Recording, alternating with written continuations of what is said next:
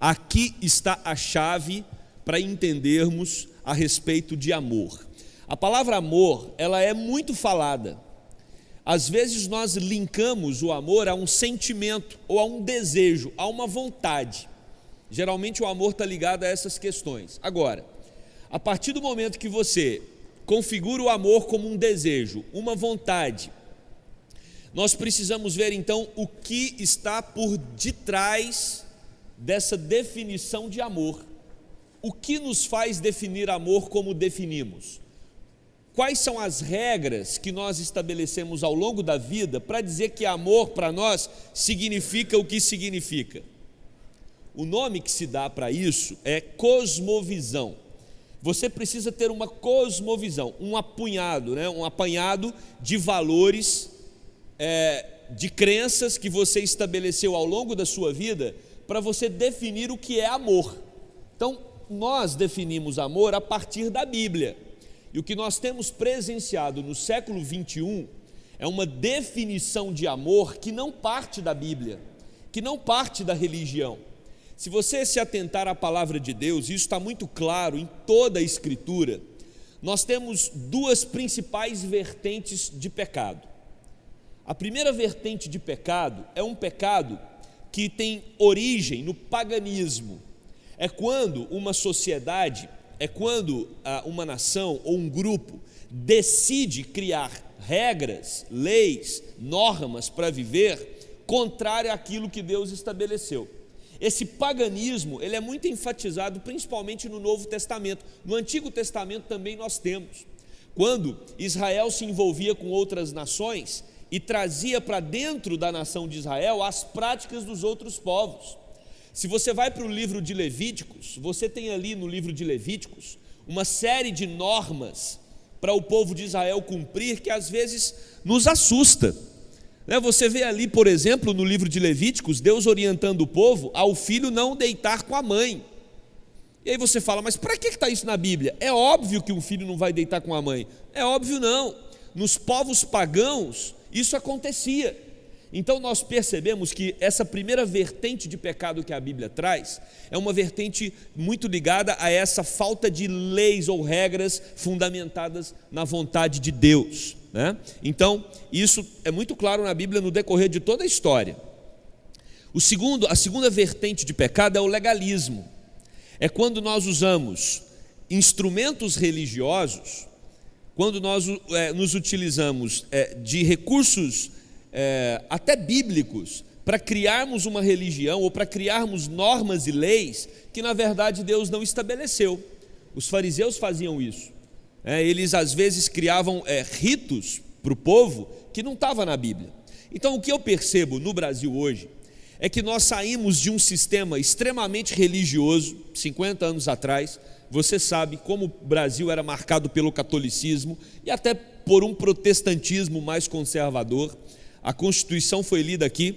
Quando você percebe esse detalhe da Constituição, que a relação tem que ser com o homem, a mulher, é isso que é família, você percebe um conservadorismo por detrás disso.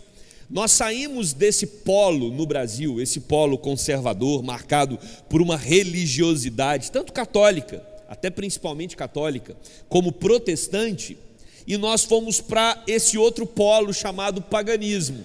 O que nós vivenciamos hoje não é nada novo. O que nós vivenciamos hoje começou lá no Jardim do Éden, quando Adão e Eva escolheram amar aquele fruto mais do que a lei de Deus. A partir do momento que os nossos primeiros pais fizeram a opção por amar e amar o fruto ou amar a desobediência mais do que a Deus, a partir dali nós percebemos uma humanidade completamente desajustada. O problema é que agora é a nossa época, o problema é que agora é a nossa vez. Nós vivemos num tempo de extremo paganismo. A cosmovisão ou a maneira de se interpretar a vida, a família, os valores e tudo mais não encontra fundamento em pilares religiosos ou bíblicos. Você tem uma ênfase no Brasil muito pagã.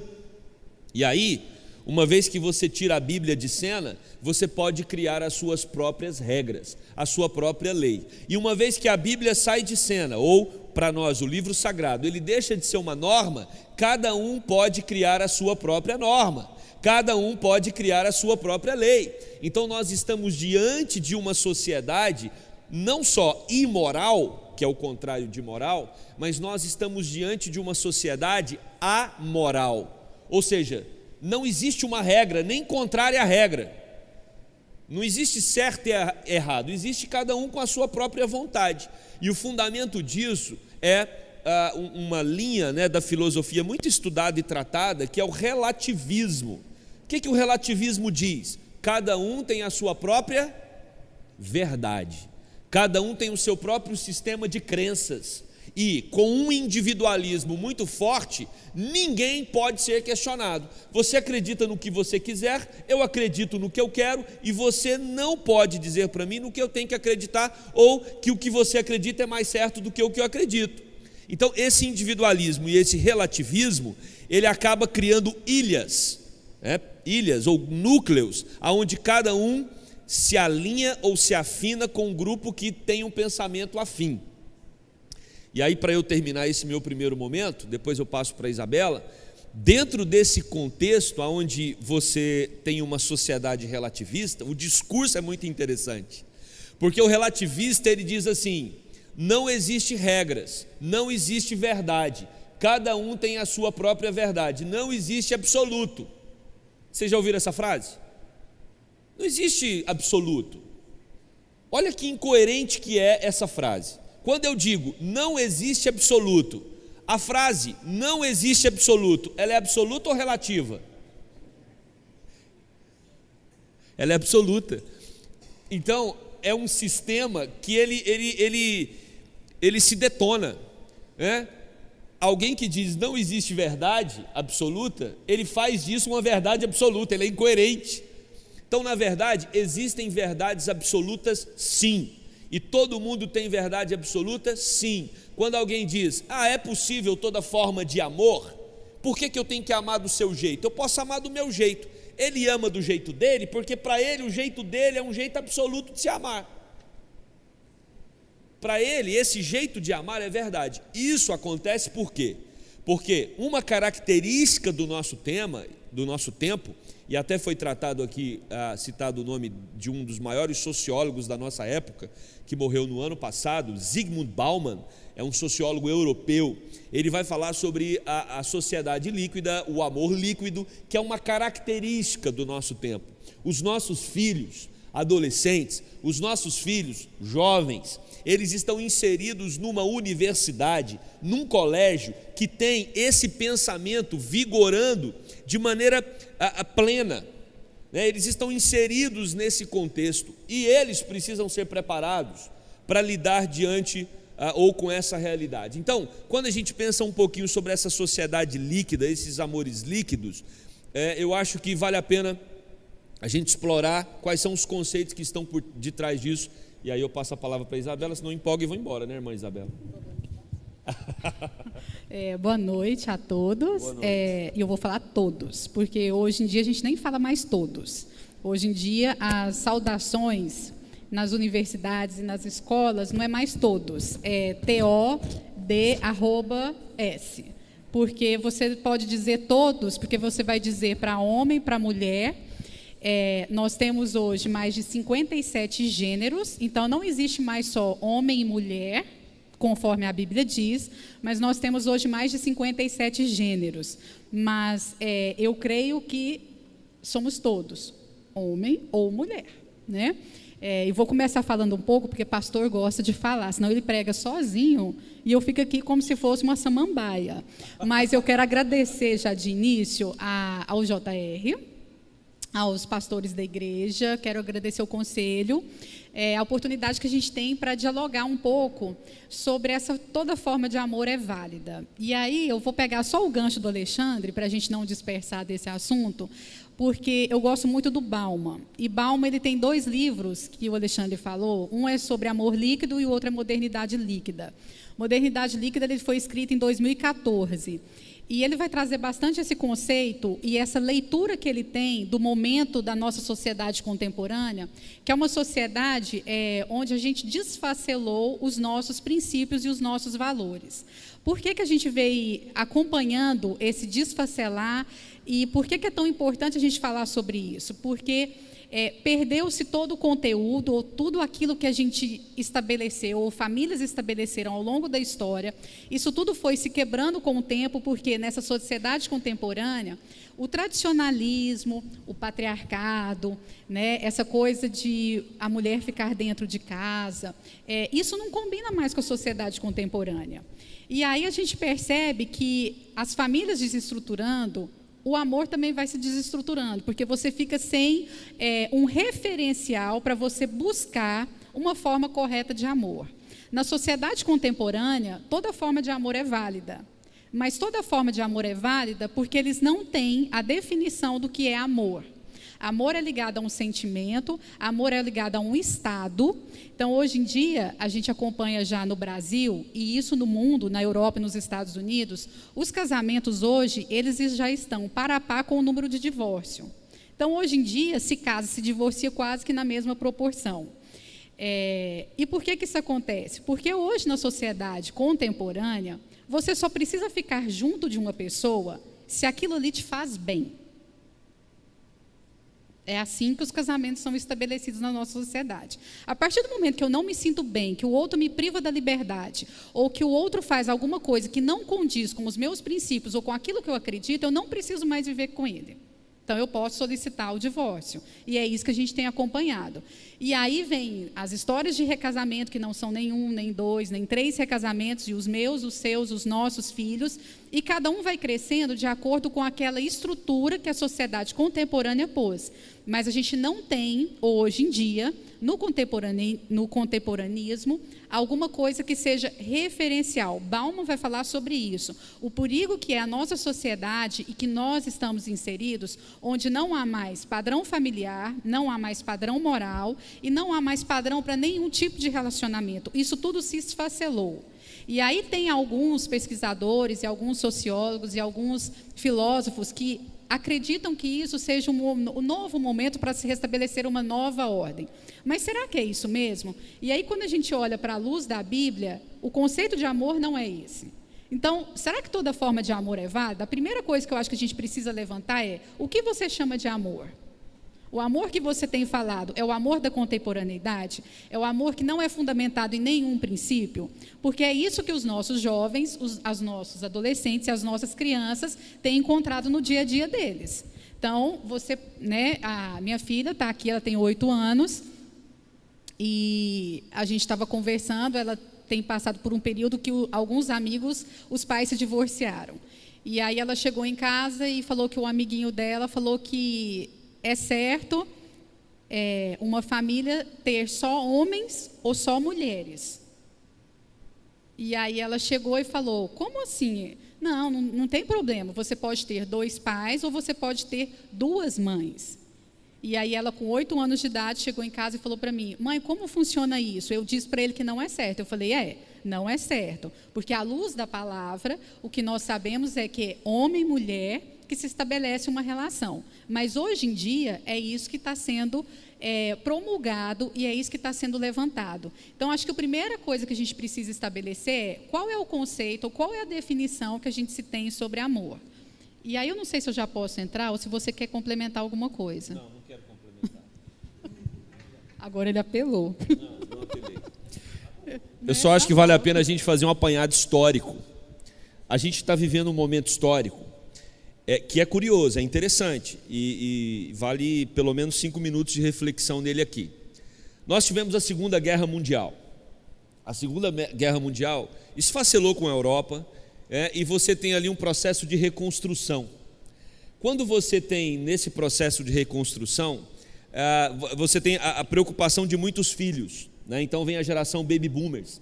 Era necessário marido e mulher ter muitos filhos. E aí muitos aqui vão lembrar de tios ou de parentes que tinham 9, 10 filhos, né? Daqueles que nasceram na geração de 45 a 64.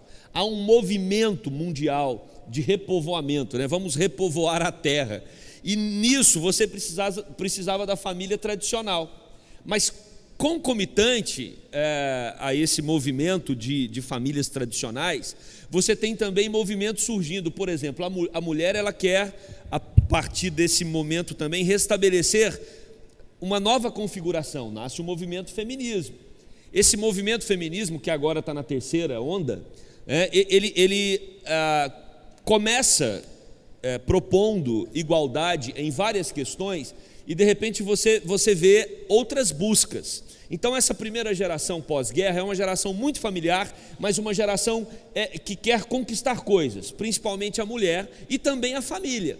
Você tem um momento de industrialização, as pessoas querem adquirir bens. Quando você vem na geração X, que é a geração seguinte, essa geração já usufrui dessas primeiras conquistas da geração Baby Boomers, só que ainda é uma geração que vive muito sobre repressão. A mulher muito com o peso do machismo na casa, né? A figura masculina muito predominante. Então vem todo um cansaço feminino dessa estrutura. E aí eu volto naquele efeito religioso. Usava-se até a estrutura religiosa para colocar a mulher nessa posição subjugada. O homem é o chefe, é o que manda, é o que diz e desdiz, e a mulher nessa posição. Então era um momento opressor para a figura feminina. E a mulher então vai nessa busca, nessa tentativa de se recolocar, e aí na geração X isso toma uma proporção ainda maior, e naturalmente essa geração Y, que é a geração que vem aí da década de 90, anos 2000, essa geração ela é criada, nós chamamos, ela é criada para vivenciar o efeito pêndulo. O que é o efeito pêndulo? Se a geração Baby Boomers, se a geração X foi uma geração marcada por muitas regras, por muitas normas, os meus filhos não serão criados nessa estrutura. Então você tem um esvaziamento de regras, você tem um esvaziamento de normas, e aí você tem uma sociedade que começa a bater cabeça. Então, a minha mãe dizia que eu tinha que fazer isso, fazer aquilo, arrumar a cama. Não, meu filho não tem que fazer nada disso. Eu tive que começar a trabalhar muito cedo. Meu filho não tem que começar a trabalhar muito cedo. A minha vida foi marcada por um marido que pegava muito pesado comigo. Minha filha, ela vai aprender a ser independente. Então, você tem uma série de coisas que começam a acontecer na estrutura familiar que provocam um desajuste. Não é que estava ajustado. Não é que estava ajustado. O papel do homem era um papel, socialmente falando, que realmente oprimia, era muito, havia um machismo muito exacerbado. E o que você tem agora é um efeito pêndulo que vai para um momento desregulado. Vivemos um momento desregulado, onde as pessoas estão agora tentando se formatar novamente como estrutura de família. Como está no relativismo, onde cada um tem sua regra, essa reestrutura está se estabelecendo dessa forma tão absurda e tão desorganizada, porque não tem regra, não tem mais lei. Deixa eu só te complementar. Pode falar. O que a gente percebia até a década de 80, 70, 80, é que as famílias elas tinham umas estruturas e figuras que eram figuras verticais de autoridade. Pai e mãe falava, e alguns aqui vão lembrar que era só o pai e a mãe olhar, você já sabia o que ele queria dizer. Existia uma certa autoridade que às vezes não precisava nem ser falado, mas pelo olhar se comunicava alguma coisa. Isso reflete as famílias que eram famílias dessa década e que eram famílias que hoje a gente chama de famílias com pais e mães em figuras de verticalidade. Então aqui era pai, mãe e filhos estavam aqui. O que a gente veio observando e que foi se destruindo ao longo do tempo foi essa distância, e as famílias deixaram de ser verticais e as famílias se tornaram horizontais. E tem muita gente que discute, que diz que isso pode ser positivo e que isso pode ser negativo, mas o que acontece é que os padrões de referência, eles se igualaram. Então, hoje em dia, filho conversa de igual para igual com o pai e com mãe, e às vezes até manda. Isso a gente pode perceber que vai dar um reflexo na sociedade, nas escolhas também, porque já não existe um padrão para ser observado. E aí a gente também pode complementar que Se a gente pega essa família da década de 40, pós-guerra, essa ainda era uma estrutura de família muito patriarcal, o homem que saía para trabalhar e que mantinha a casa e a mulher ficava dentro de casa, e não significa que dentro de casa ela não trabalhasse, às vezes ela trabalhava muito mais do que o homem que estava fora, porque ela ainda tinha que fazer todos os afazeres e ainda satisfazer muitas coisas que vinham de fora da casa, e aí ela decide buscar um meio profissional. É só interessante a gente falar, porque nas famílias que são famílias que eram com baixo poder aquisitivo, as mulheres já trabalhavam. E a gente percebe que os filhos também já eram deixados em creches. E as mulheres tinham que sair para poder compensar a renda. Quando a gente compara essa estrutura de família, que já não é mais vertical, que ela já é horizontal, e a gente olha o papel da mulher também, porque você estava falando dessa questão da mulher ter saído e a nossa terceira onda. A mulher agora, ela se coloca, já não é por uma questão que ela deseja ou porque ela precisa lutar por esse direito, porque ela nunca vai ser igual. E Deus fez homem e mulher para não serem iguais mesmo, né? Cada um tem a sua especificidade, cada um tem o seu movimento e cada um tem a sua importância na sociedade. Mas eles não são vistos de formas iguais, né? Nós somos seres diferentes. E é isso que faz a beleza da nossa natureza. Mas quando a gente acompanha essa terceira onda do feminismo, a mulher, às vezes, ela nem precisa trabalhar, mas ela precisa estar fora, porque ela precisa ter alguém que a veja, uma posição. E aí a gente volta de novo, porque a família se desfacela, porque a gente começa a deixar que os outros criem os nossos filhos, insiram valores que não são os nossos valores, ou aquilo que acredita que sejam valores e as nossas crenças, e aquilo que a gente possa passar para o filho. E aí a gente vai começando, é muito interessante, porque quando a gente observa o Velho Testamento, e a gente fala, não podia se contaminar com os outros povos, às vezes a gente precisa estabelecer barreiras para que a nossa casa também não adquira a forma do mundo.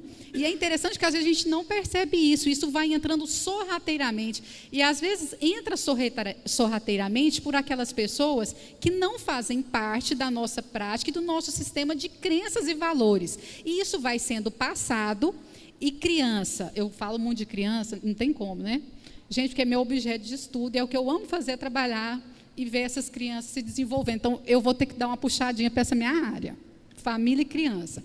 Então, a gente vai vendo que eles vão, como eles estão numa fase de muito aprendizado, é aquilo que vai sendo passado para eles, que eles vão assimilando. E quem é que vai assimilar, quem é que vai passar? É quem passa mais tempo com eles. Eles vão assimilar cuidados que vão ser passados e valores que vão ser passados a partir do momento que tem uma pessoa que queira gastar tempo ou que seja pago para gastar tempo para estar com essa criança. E aí a gente não pode depois reclamar, porque a gente já percebe que já tem uma desestrutura na questão da família, e aí a gente percebe que isso vai contaminando as outras áreas e que chega até na forma das escolhas amorosas. E aí a gente já começa a perceber desde cedo que tem uma conversa de que vale tudo. Tem muito adolescente que a gente vê, às vezes, na igreja falando, vocês são caretas porque vocês não aceitam os nossos amigos que são homoafetivos, porque não pode nem mais chamar de homossexual, hoje é homoafetivo. E aí fala, você é preconceituoso.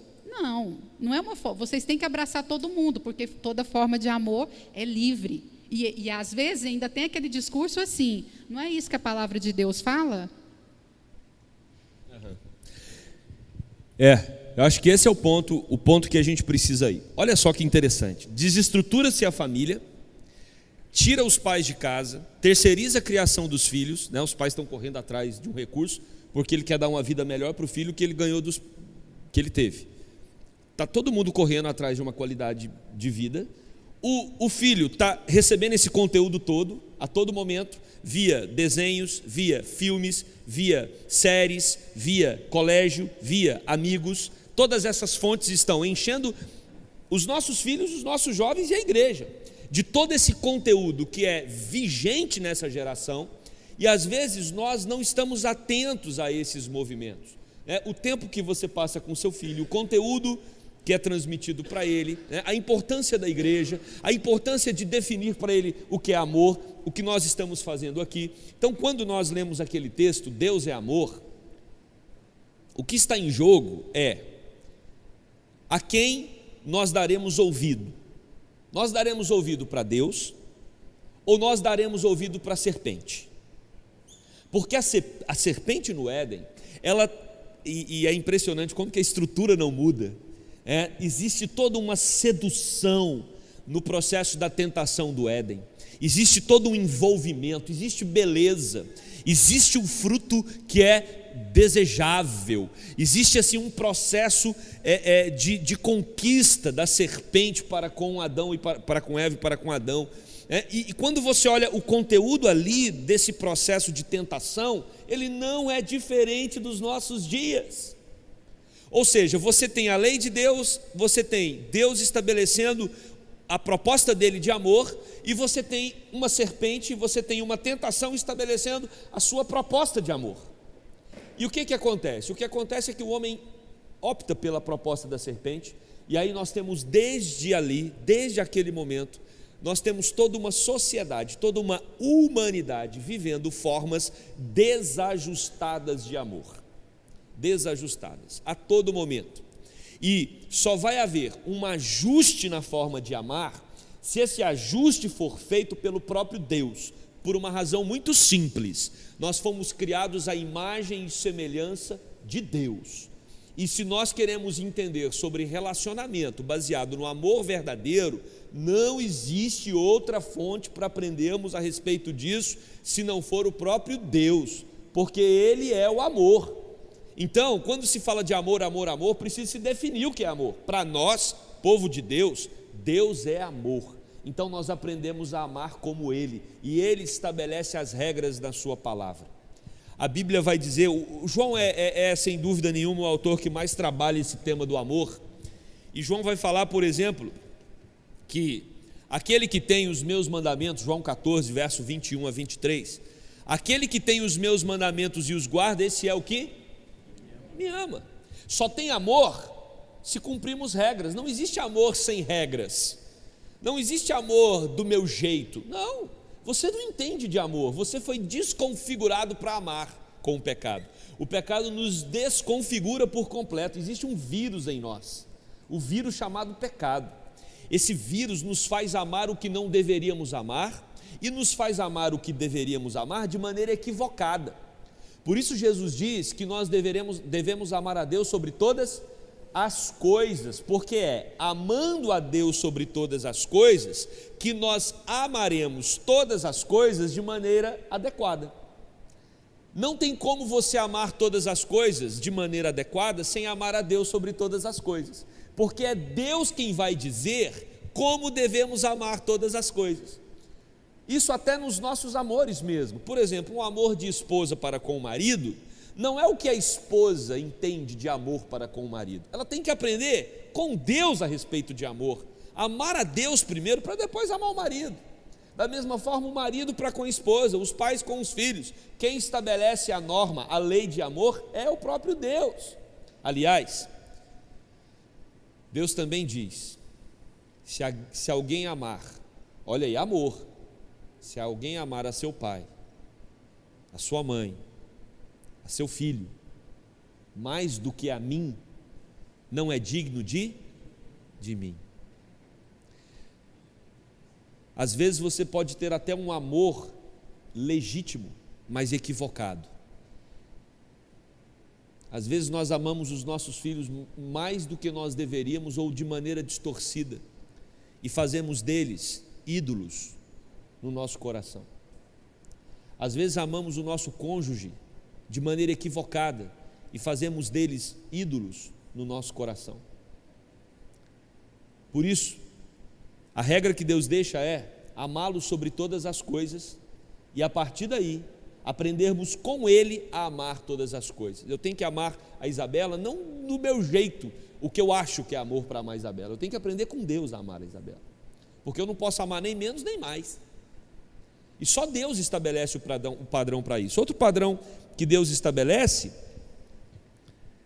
é que amor é entrega. Amor é entrega.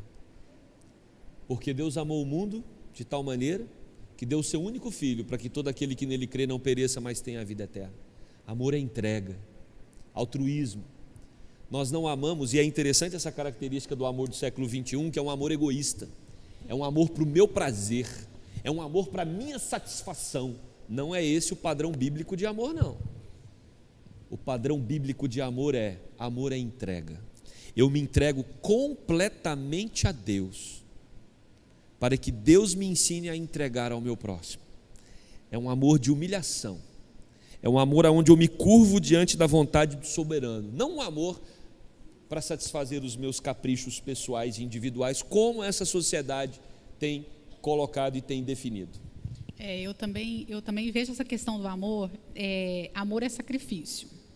O maior exemplo que a gente tem de amor é o que Cristo fez na cruz por nós. Então, se nós sairmos fora desse padrão, a nossa visão vai ser distorcida. E aí eu volto a dizer que a gente só vai saber valorizar esse amor a partir do momento que a gente convive com esse amor. Se a gente está com uma pessoa, se eu casei com o Alexandre, se eu convivo com ele, se a minha vida e a vida dele se entrelaçam, e isso é bom, é porque a gente convive junto. Se a gente não desfruta do conviver com Cristo, fica difícil da gente estabelecer o que é amor. Então, a gente precisa olhar para a cruz. E a gente precisa ensinar os filhos, os adolescentes e os jovens a olharem para a cruz. Esse é o referencial e essa é a definição de amor. Se para a sociedade toda forma de amor é válida, e eles são bombardeados com isso e vivem isso, a gente precisa dizer para eles que não. Nós vamos ser o do contra, nós vamos remar contra a maré, nós vamos ser... Não gosto dessa palavra, mas ela se aplica muito bem nesse contexto. Não gosto, mas vou dizer, nós somos a resistência em relação a esse mundo. Porque essa palavra foi uma palavra que foi deturpada para mim nesse conceito de eleição.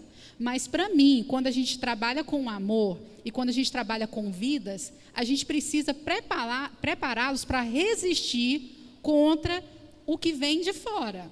E o que vem de fora é algo que agride as nossas vidas, é algo que agride as nossas famílias e é algo que agride o nosso ser. Então, por isso que a gente tem que ser resistência. Mas a gente vai ser resistência onde? Aos pés da cruz. A gente vai ser resistência a partir do momento que a palavra de Deus começar a ser vida diária e prática nas nossas vidas. Sem isso, fica difícil da gente estabelecer e fica difícil da gente conversar e convencer que toda forma de amor não é válida.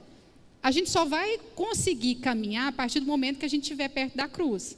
Sem cruz é difícil. Sem cruz, você fica sem referencial. Sem cruz, você não tem como estabelecer relacionamentos que sejam saudáveis e que sejam duradouros. Sem a cruz, fica difícil da gente conviver com aquilo que é para a gente conviver. É difícil, a gente precisa resistir. Eu acho que a palavra da igreja é essa. Resiste ao diabo e ele fugirá de vós.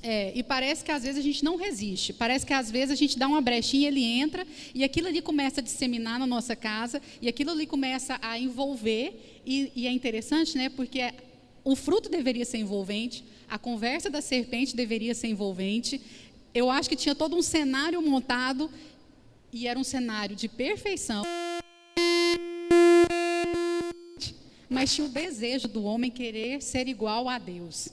E aí, quando vem esse desejo, que é maior do que você poder desfrutar da presença de Deus todos os dias, eu fico me imaginando no Éden, e no Éden Deus visitava todos os dias Adão e Eva, e eles conversavam, né, e estavam ali.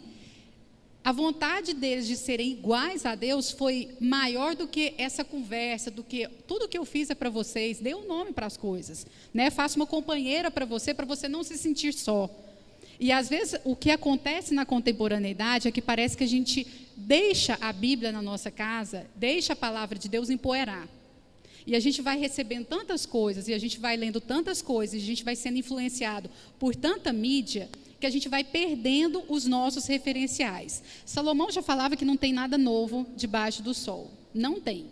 A gente às vezes fala, nossa geração é ruim, mas é porque a gente está vivendo ela. Mas não tem nada novo, né? O povo de Deus no Antigo Testamento vivia e às vezes tinham várias formas de amor, e a partir do momento que aquilo ali entrava em Israel, aquilo ali contaminava tudo, e aí tinha que fazer expiação pelo pecado, o sacerdote tinha que ir lá, tinha que oferecer. Hoje a gente não precisa mais disso. Hoje a gente tem Cristo, que fez todo esse sacrifício, e parece que às vezes a gente deixa a palavra de lado, e a gente começa numa vida de extrema correria, E não tem nada de errado a gente querer trabalhar muito, não tem nada de errado a gente buscar o bem da nossa família, não tem nada de errado a gente querer preparar os nossos filhos para o melhor, mas a gente precisa colocar isso de acordo com a palavra de Deus, né? Porque senão a gente perde o referencial da palavra e a gente perde o referencial daquilo que é eterno. Eu acho que para terminar esse primeiro momento, duas coisas precisam se destacar aqui. A primeira delas é: não se espante com o mundo. Não se espante, é isso mesmo, não tem nada de errado, no sentido de, eles não têm a palavra de Deus em seus corações. Às vezes a gente fica irritado com o jeito do mundo agir, mas o mundo é assim desde que ele rompeu com Deus. Nós olhamos para a igreja de Corinto, você tinha um problema de incesto dentro da igreja, por causa das práticas pagãs que alguns estavam trazendo para dentro da igreja, e Paulo escreve exortando para disciplinar o indivíduo que estava fazendo isso. Então, o mundo, ele é desajustado, não se sinta, às vezes a gente quer cristianizar o mundo, a gente acha que o mundo tem que ter os valores cristãos, o mundo não tem que ter os valores cristãos, ele é mundo, ele tá dentro do espaço dele, até porque, meus irmãos, o conceito que nós temos de amor não é nosso, é fruto do Espírito. Não tem como você exigir de um não crente que ele ame como você ama. Não tem como você exigir de um não crente que ele tenha o padrão de amor que Deus colocou no seu coração. Porque Paulo vai falar aos Gálatas, mas o fruto do Espírito é amor. O amor que você tem aí dentro e que você entende que ele é formatado pela vontade de Deus, ele não é uma definição, uma conclusão intelectual sua. Ele não é um convencimento que você teve depois de estudar muito. Ele é um convencimento espiritual. Não tem como alguém acessar o seu padrão de amor se essa pessoa não converter a Jesus Cristo e for inundada pelo Espírito Santo. Então, não queira que o mundo pense como você pensa, que o mundo creia como você crê, porque o mundo jaz no maligno. Ele está seguindo o seu curso natural, né? Esse é um ponto que eu queria deixar claro. Paulo vai falar aos Colossenses também, capítulo 3, verso 12 a 15, que nós devemos nos revestir como eleitos de Deus, santos e amados, com ternos afetos de misericórdia, de bondade, de humildade, de mansidão, de longanimidade, suportando uns aos outros, perdoando mutuamente, caso alguém tenha motivo de queixa contra outrem. Assim como o Senhor vos perdoou, assim também perdoai-vos. Acima de tudo isto, porém, esteja o amor, que é o vínculo da perfeição. Nós temos o amor de Deus em nossos corações. Talvez a nossa dificuldade esteja em experimentar desse amor, como a Isabela falou, através dos nossos exercícios espirituais, meditação na palavra, vida de oração, e transmitir para os nossos filhos, jovens e adolescentes e crianças, que existe um padrão de amor que é sobremodo excelente, como fala Paulo aos Coríntios.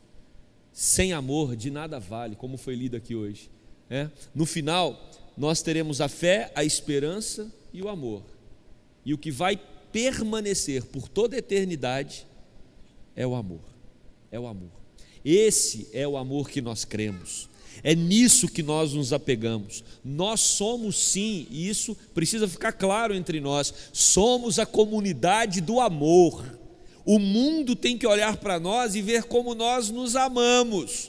Por isso eu me preocupo muito com esse ambiente bélico que a igreja, não igreja local, mas nacionalmente falando, esse ambiente bélico que às vezes nós estamos montando por questões políticas. Isso me preocupa, porque nós não estamos aqui para defender A ou B candidato político. Olha, eu desviei do assunto completamente, né? Mas nós estamos aqui para sermos referência para o mundo do que é amor. Para isso que nós fomos chamados. Então, quando você for escrever qualquer texto no seu Facebook, no seu Instagram, né, postar qualquer foto, qualquer coisa, lembre-se que você precisa exalar o bom perfume de Cristo. Você precisa espalhar amor, mas não é qualquer amor não. é o amor de Deus que vem para poder salvar o homem que está perdido, que vem para transformar corações. Nós somos a comunidade do amor. Me lembro quando uma pessoa disse que, um pastor disse que entrou um sujeito na igreja, que ele queria muito que fosse esposo de uma irmã, e depois de insistir muito, esse sujeito foi na igreja. E ele ficou lá o período do culto. Quando saiu, o pastor perguntou se ele tinha gostado. Ele falou, mais ou menos, né? Não estou acostumado com isso que vocês fazem aí, mas é impressionante o quanto vocês se amam.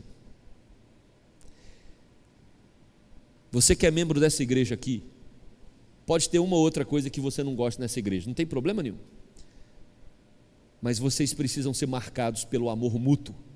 Ninguém pode se queixar de falta de amor aqui, porque essa é a comunidade do amor.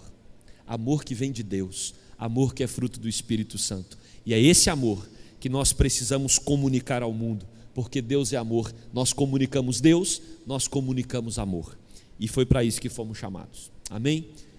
Que Deus nos abençoe. Isabela, quer fazer o fechamento? Mas você já fechou? Está fechado então. Maravilha. Deus abençoe a todos.